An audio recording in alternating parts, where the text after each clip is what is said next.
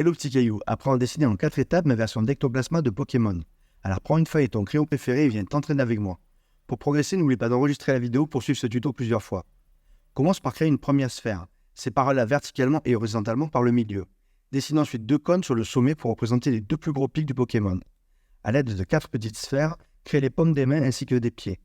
Et avec 4 cylindres, esquisse les bras et les jambes. Comme d'habitude, cette partie est l'une des plus importantes. Ce sont les fondations de ton dessin. Prends bien soin de réaliser correctement les formes générales, c'est la phase 1. Forme les pics supérieurs au-dessus du crâne. Ensuite, prends le temps d'adoucir les formes de ton croquis. Ajoute les doigts au bout des bras et des jambes en forme de petite pyramide. Tu obtiens maintenant la forme générale d'Ectoplasma, c'est la phase 2. Pour cette étape, crée le visage avec la bouche, les dents, la langue et les yeux. Essaie de placer chaque élément en respectant son emplacement et les proportions.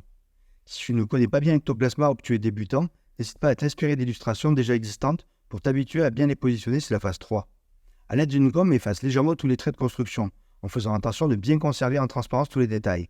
C'est maintenant que ton coup de crayon doit être le plus organique et que ton style va s'affirmer, en travaillant sur les épaisseurs et les petits détails. En fonction de ton niveau, amuse-toi comme moi à faire les reflets et les ombrages sur le personnage. Cette partie donne le caractère de ton illustration et insuffle la vie à ta créature.